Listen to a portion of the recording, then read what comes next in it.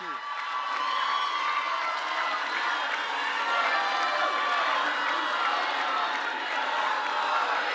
Thank you, thank you. Thank you. Thank you. Please, have a seat. Giovanni, I know from experience it takes extraordinary courage for you to stand up here and retell your son's story. Many of you who have lost someone to gun violence. It's been a passion of mine for a long, long time. It's a reason way back, a long time ago, I authored the Violence Against Women Act, which no one thought made any sense at the time. I had a lot of trouble getting people to think we could make a difference. But the fact of the matter is, I remember well when you first started it with me, this extraordinary courage. You know, through your words, you help ensure that your son and all the victims of gun violence are not forgotten. They didn't die in vain. Through your love, you help prevent the next tragedy that saves lives. And through your actions, you remember us will never let go of one thing that we must never, never lose. And I mean this. I know it's hard, because I've gotten those phone calls too saying I lost a son, a daughter, a wife. I know what it's like. But guess what? Never give up on hope. Hope, hope, hope.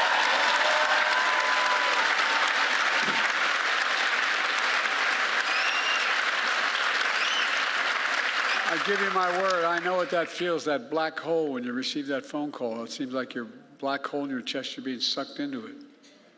Just showing up here with all the work you've done takes some courage, because it reminds you of the moment you got that phone call. It reminds you, no matter how long it goes. It's hard, but you're making such a difference. The main reason I'm here is to say, and I mean this from the bottom of my heart.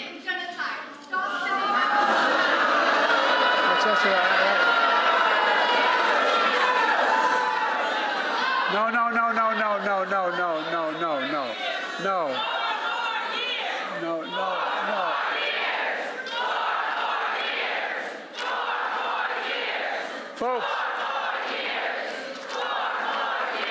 Folks, it's okay. Look, they care. Innocent children have been lost. They make a full point. Come on now. Thank you for honoring gun violence survivors. Yeah. Folks, to every town and all the leaders and advocates here today, I want to thank you for the dedication to this vital issue you've shown. And to all the survivors, veterans, families, moms who've turned their pain and your purpose into the loss and you're determined to not focus on your anger, but on what you can do. Look, folks, you've helped power a movement that is turning this cause into reality, especially young people who demanded our nation do better to protect us all, who protested, who organized, who voted, who ran for office, and yes, who marched for their lives. From my perspective, today is about celebrating you. You're the reason I'm so optimistic about the future of our country, and I mean that. In 2 weeks, we'll mark the 2nd anniversary of the Bipartisan Safer Communities Act.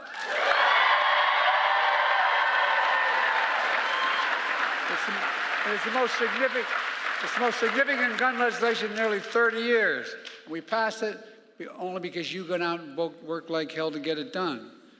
May have the idea, but you got it made. You made it happen. It was designed to reduce gun violence and save lives, and I'm so proud of the tremendous progress we made since then.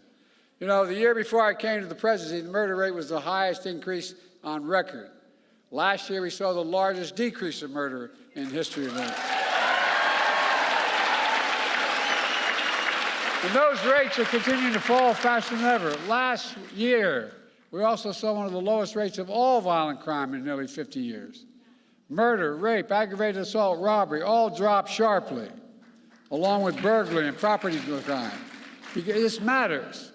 So much of this progress is because, and I'm not just trying to be solicitous, it's because of you. Don't underestimate what you've done. It's amazing what you've done. You've changed people's minds, your neighbors, your friends, the folks down at the restaurant, the folks at the grocery store. Through the American Rescue Plan, I was able to invest $15 billion, the largest investment ever to reduce crime. And we build on that progress with your help.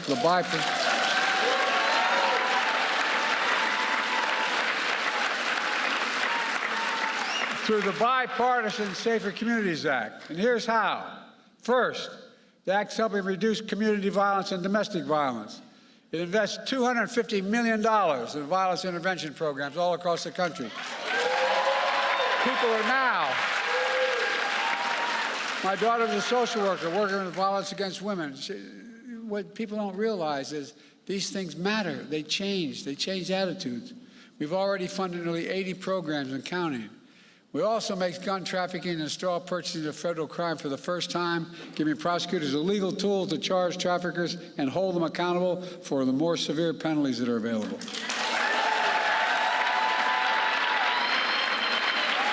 Additionally, the law strengthens background checks for anyone under the age of 21 trying to purchase a firearm. And it's about time. There's more we have to do there. It's a big deal. Since the law was passed and implemented, the FBI stopped more than 700 sales of firearms for individuals under the age of 21. And about 20,000 unlicensed firearms dealers are now required to become licensed to run background checks, which will keep guns out of dangerous hands. Second, the Act helps stop mass shootings, provides $750 million to states to implement the crisis interventions, like red flag laws that temporarily remove firearms from those who are endangering themselves or others.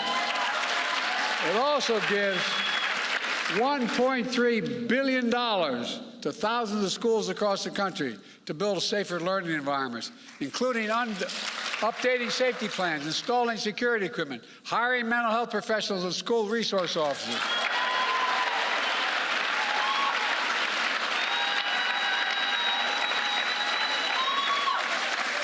I'm married to a full-time teacher, I get it. As well as violent intervention teams. Folks, look, third, the Act invests over $1 billion, the largest one-time investment ever in youth mental health in our schools. Help them deal with grief and trauma resulting in gun violence.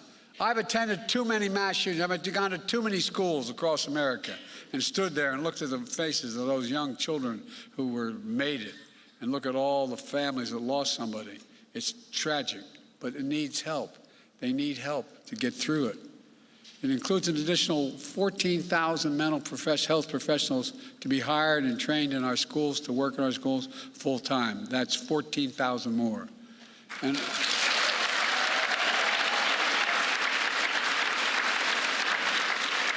And over 170,000 Americans across the country have been trained to identify when someone is having a mental health crisis, connect them to the help they need.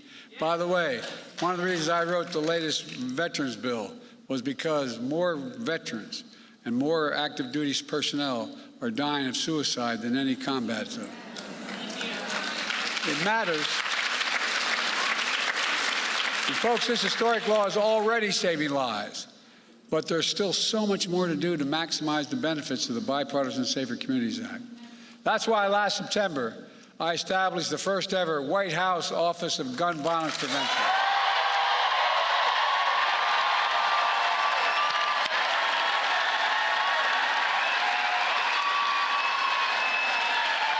I made it.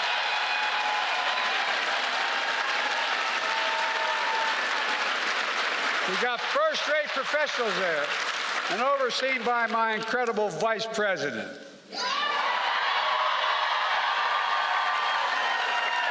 Who's a pretty fierce prosecutor as well.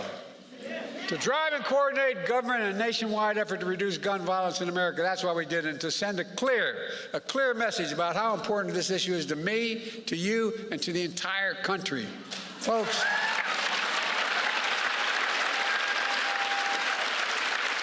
you're changing the nation. You really are.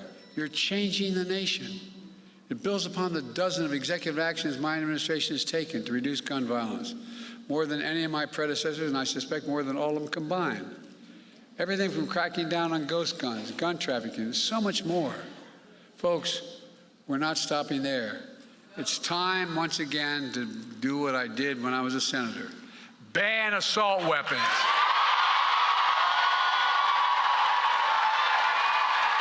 I mean it.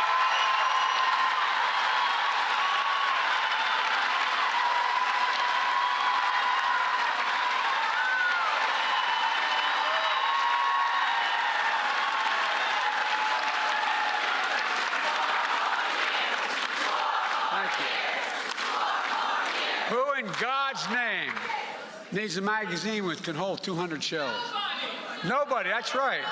I remember when I was campaigning, when I was a senator, going through the wetlands of Delaware to meet all the people who were most upset with me, the fishermen and the hunters. And I came across a guy who was fishing, and he said, "You want to take my gun?" And I looked at him, I said, "Yeah, I don't want to take your gun. You're allowed to have a gun, but I want to take away your ability to use an assault weapon." And this is how the conversation went. He said, "What do you mean I need that gun?" I said, "Guess what? If you need 12 to 100 bullets in a gun, in a magazine, you're the lousiest shot I've ever heard of." I'm serious. And to his credit, he looked at me and said, "You have a good point." But think about it. They're weapons of war. And by the way, it's time we establish universal background checks.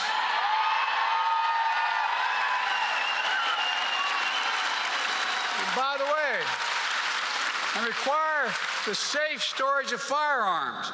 We should hold families responsible if they don't provide those locks on those guns. If in fact, because 3 of these major crime scenes I've visited were ones where the mother or father left the stuff out on the desk, left it out on the table, and the kid came and used it. And by the way, this is the most important. The only industry in America that has immunity are gun dealers. We got to end it. End it now. No, I mean it.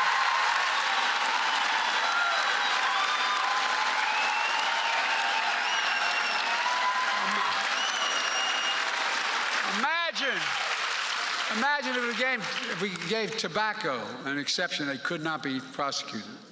What would happen? Still 1,000 more people would be dying of cancer because of smoke inhalation. It's time to increase funding for the Bureau of Alcohol, Tobacco, and Firearms and Explosives and other law enforcement agencies as well, to solve the crimes faster. Look, unfortunately, it's the only partisan thing I'm going to say. The congressional Republicans oppose all of these, every one of these. Instead of trying to stop our ban on ghost gun kits that contain these, that commit crimes, they're working like hell to stop it.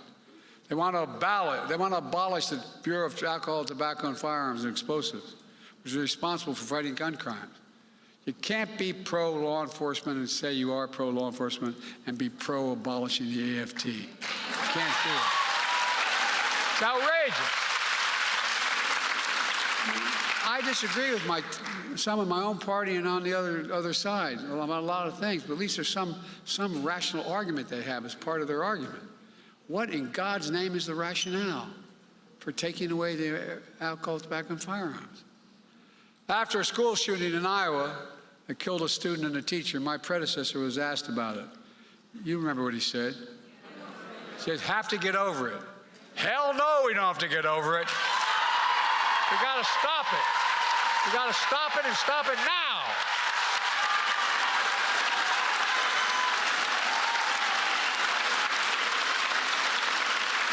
More children are killed in America by guns than cancer and car accidents combined. My predecessor told the NRA convention recently, he's proud that, quote, "I did nothing on guns when I was president. And by doing nothing, he made the situation considerably worse." That's why every town, why this summit, why all of you here today are so damn important. We need you. We need you to overcome the unrelenting opposition of the gun lobby, gun manufacturers, so many politicians when they oppose common sense gun legislation. I used to be when I was no longer the vice president, I became a professor at the University of Pennsylvania. Before that, I taught a constitutional law class, and so I taught the Second Amendment. There's never been a time that says you can own anything you want. You couldn't own a cannon during the Civil War. No, I'm serious. Think about it. How much have you heard this phrase? The blood of liberty. Wash of those. Give me a break. No, I mean it, seriously. And by the way, if they want to think to take on government if we get out of line, which they're talking again about, well, guess what? They need F-15s. They don't need a rifle. Folks, look, this is crazy what we're talking about. Because whether we're Democrats or Republicans, we want our families to be safe. We all want to drop them off at a house of worship, a mall, a movie theater, a school, without worrying it's the last time I'm going to get to see them. We all want. We all want our kids to have the freedom to learn how to read and write in schools instead of learn how to duck and cover, for God's sake. And above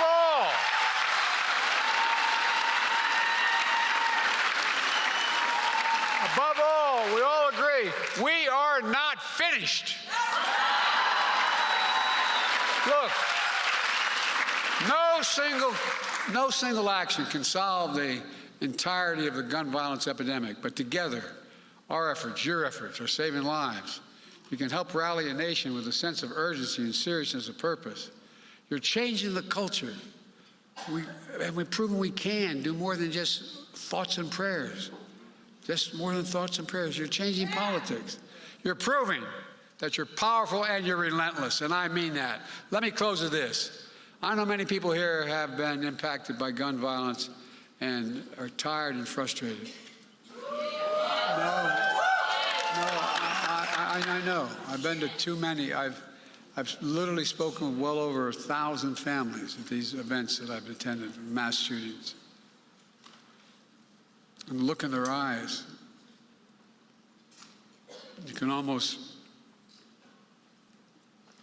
feel that black hole they feel in the center of their chest, like they're being sucked in.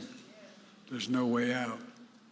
If they have remaining children, you look at the children and they wonder, Mommy, Daddy, how about me? And I know you may wonder, are we ever going to make full progress that we need to make?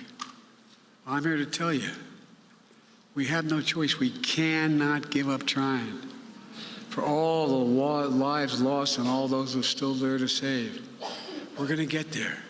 I have no illusions about how difficult it may be, but I also have no illusions about the people in this room.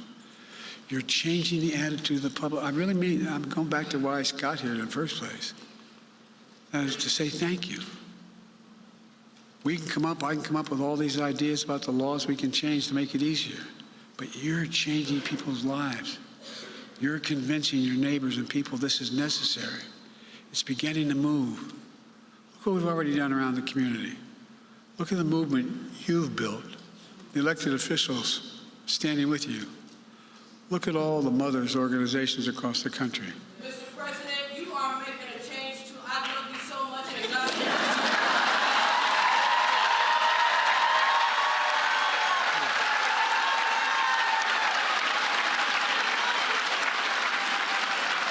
Look,